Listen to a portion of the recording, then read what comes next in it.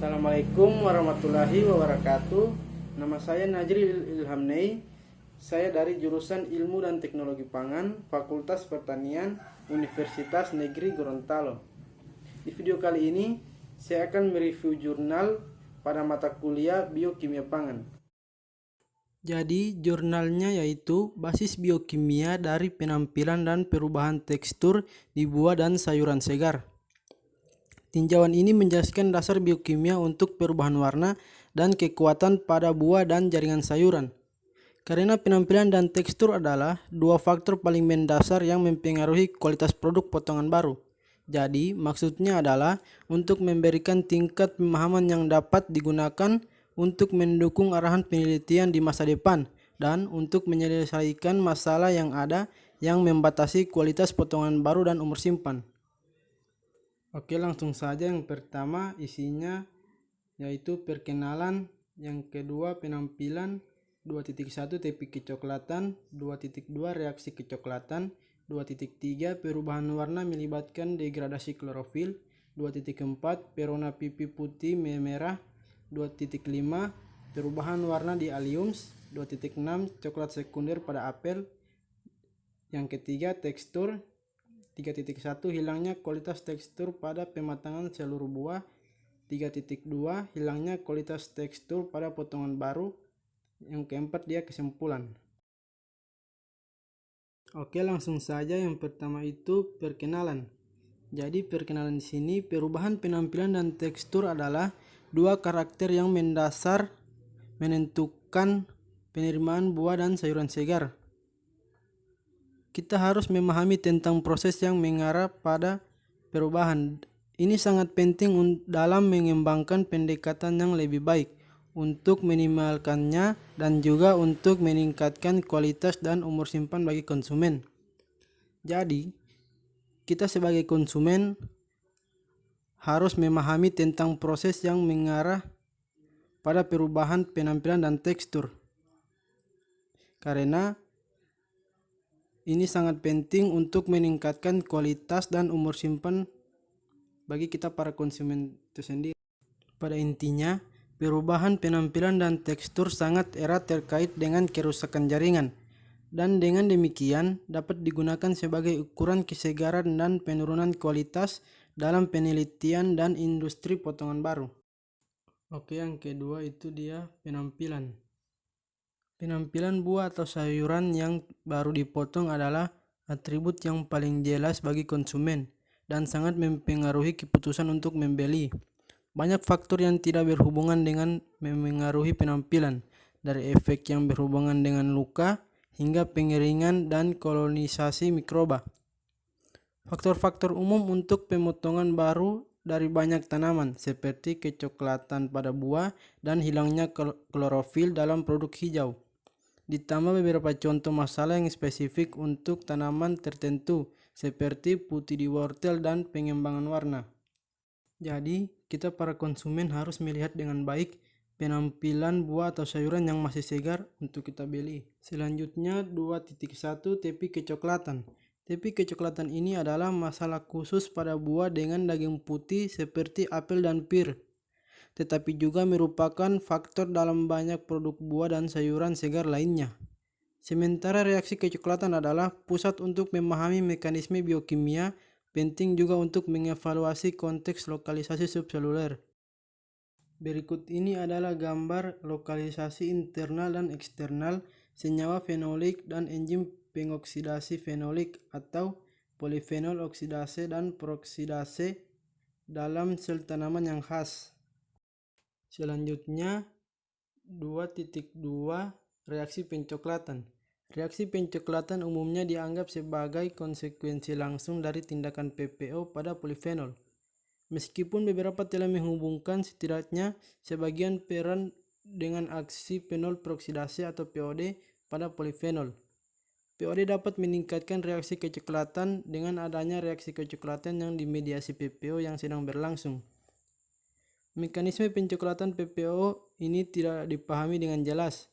Ada kemungkinan bahwa generasi kuinon yang dimediasi PPO dapat menyebabkan akumulasi HO, memberikan konsentrasi yang lebih tinggi dari spesies radikal bebas ini, sehingga memungkinkan secara signifikan tingkat browning polifenol yang dimediasi oleh POD. Browning peroksidase dapat dibedakan dari browning terkait PPO dengan penambahan agen pendinginan hidrogen peroksidase seperti katalase yang akan mencegah kecoklatan yang disebabkan oleh reaksi peroksidase. Jadi, untuk mencegah kecoklatan yang disebabkan oleh reaksi peroksidase, kita harus menambahkan agen pendinginan hidrogen peroksida seperti katalase. Berikut ini adalah gambar di mana PPO mengkatalisasi dua reaksi. Yang pertama, hidroksilasi monofenol menjadi difenol, dan yang kedua, oksidasi difenol menjadi quinon. Reaksi hidroksilasi relatif lambat dan menghasilkan produk yang tidak berwarna, sedangkan reaksi oksidasi relatif cepat dan quinon yang dihasilkan berwarna.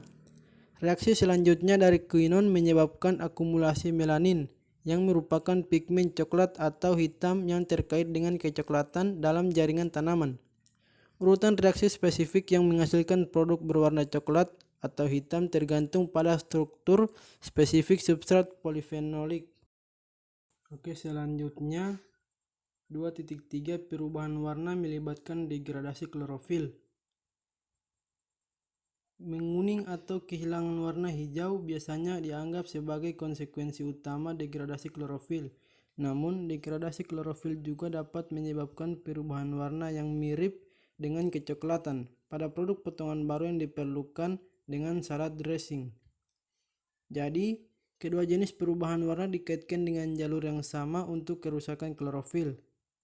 Namun, perubahan warna kecoklatan adalah konsekuensi dari metabolisme molekul klorofil yang tidak lengkap. Dalam urutan alternatif, kloroflase bertindak langsung pada klorofil dan menguranginya menjadi klorofilida, yang kemudian dikonversi menjadi pheophorbidae oleh magnesium dekhalatase. Oke, selanjutnya 2.4 pesona pipi putih memerah. Jadi maksudnya wortel yang dipotong dan dikupas diproses minimal menjadi perubahan warna permukaan yang sangat spesifik yang bernama putih memerah, yang terjadi sebagai akibat dari paparan bahan dinding sel yang rusak pada proses atau pemotongan tepi ke kondisi pengeringan. Jadi sementara pengeringan adalah proses fisik akumulasi pasca pengerjaan bahan, lignifikasi dapat terjadi sebagai respon luka. Jadi apa itu lignifikasi? Lignifikasi adalah proses yang melibatkan serangkaian konversi enzim yang dimulai dengan fenilalanin amonia liase yang merupakan reaksi awal dalam jalur fenilpropanoid yang menghasilkan fenolat terlarut. Next, 2.5 perubahan warna di alliums. Bawang putih dan bawang perai dapat mengembangkan warna merah muda, merah, hijau, biru hijau atau biru sebagai konsekuensi dari gangguan sel kimia. Dari perubahan warna ini adalah khas untuk spesies allium, dan keduanya isoalin dan allinase adalah prasyarat untuk terjadinya perubahan warna. Jadi singkatnya, isoalin dan cysteine sulfoksida atau HSOS dibela secara enzimatik oleh enzim allinase untuk menghasilkan tiosulfanat yang mengandung 1-propenil. Tiosulfanat ini disebut dengan pengembang warna. Berinteraksi dengan asam amino bebas untuk menghasilkan senyawa berpigmen warna yang tergantung pada identitas dan proporsi berbagai spesies tiosulfanat yang dihasilkan oleh allinase. Next, 2.6 coklat sekunder pada apel. Pencoklatan sekunder baru-baru ini diidentifikasi sebagai batasan kualitas pada apel segar. Hal ini dapat dibedakan dari kecoklatan potongan tepi dengan dua cara. Cara yang pertama yaitu kecoklatan sekunder dilokalkan di alam sebagai lawan dari sifat difusi pencoklatan potongan tepi, dan cara kedua, waktu terjadinya pemotongan tepi terjadi dalam beberapa jam setelah pemotongan. Sedangkan kecoklatan sekunder mulai muncul dalam buah segar setiap saat antara 1-3 minggu dalam penyimpanan.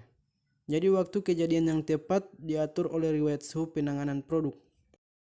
Pengamatan pada apel non-kecoklatan yang telah diproduksi menggunakan penyisipan transgen PPO antisense menunjukkan bahwa pencoklatan bukanlah konsekuensi dari aktivitas PPO dalam jaringan irisan apel, melainkan dapat dikaitkan dengan aksi tirosinase yang dipancarkan dari jamur spora jamur.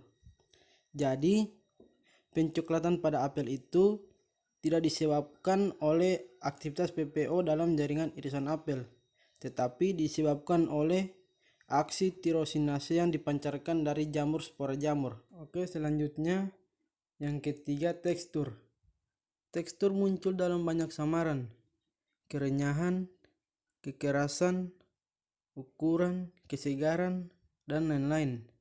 Ketegasan sebagian besar ditentukan oleh anatomik fisik jaringan, terutama ukuran sel, bentuk dan pengepakan, ketebalan dan kekuatan dinding sel, dan tingkat adhesi sel ke sel bersama dengan status turgor. Banyak dari faktor-faktor ini saling terkait.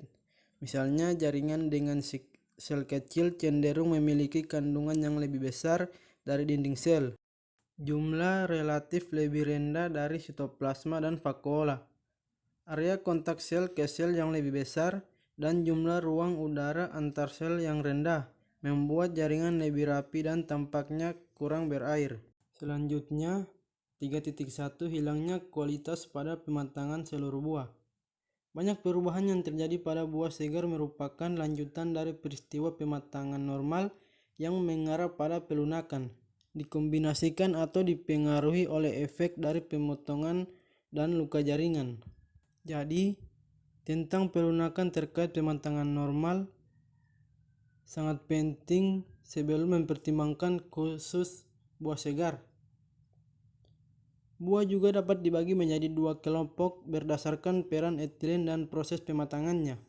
Yang pertama, buah klimakterik yang menghasilkan etilena dalam jumlah besar dan di mana pematangan dipromosikan oleh etilena seperti tomat, persik, apel, pisang, dan buah kiwi.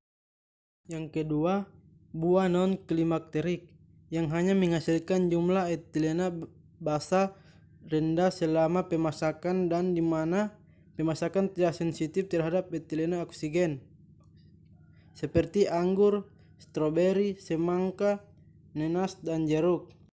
Selanjutnya, 3.2 hilangnya kualitas tekstur pada potongan baru. Tekstur jaringan buah atau sayuran merupakan gabungan dari banyak faktor. Beberapa di antaranya bersifat genetik, beberapa lingkungan, dan beberapa karena penanganan dan penyimpanan pasca panen. Kultivar yang berbeda sangat bervariasi dalam tingkat kerusakan teksturnya. Jadi, potongan segar sayuran itu biasanya menghadirkan lebih sedikit masalah daripada potongan segar buah. Banyak spesies yang melunak dengan cepat karena peristiwa pematangan alami. Namun, dalam produk-produk rumit seperti bayam yang menjadi layu dapat menyebabkan salah satu hilangnya tampilan dan tekstur visual. Faktor utama lainnya dalam hilangnya tekstur yang diinginkan adalah hilangnya air dan perubahan osmotik. Yang terakhir itu kesimpulan. Pengetahuan mengenai mekanisme biokimiawi dari perubahan warna dan tekstur sangat luas, meskipun tidak berarti lengkap. Penerapan pengetahuan ini untuk masalah warna dan tekstur tertentu sangat penting untuk manajemen kualitas dalam produk buah dan sayuran segar. Namun, variasi biologis dan perbedaan spesies menambah kompleksitas. Jadi, terlepas dari pengetahuan mendalam tentang mekanisme, bekerja berdasarkan kasus per kasus terus menjadi penting untuk menyelesaikan masalah perubahan warna dan tekstur khususnya buah atau sayuran yang baru dipotong. Baiklah, itulah review jurnal dari saya. Jangan lupa like, komen, dan subscribe.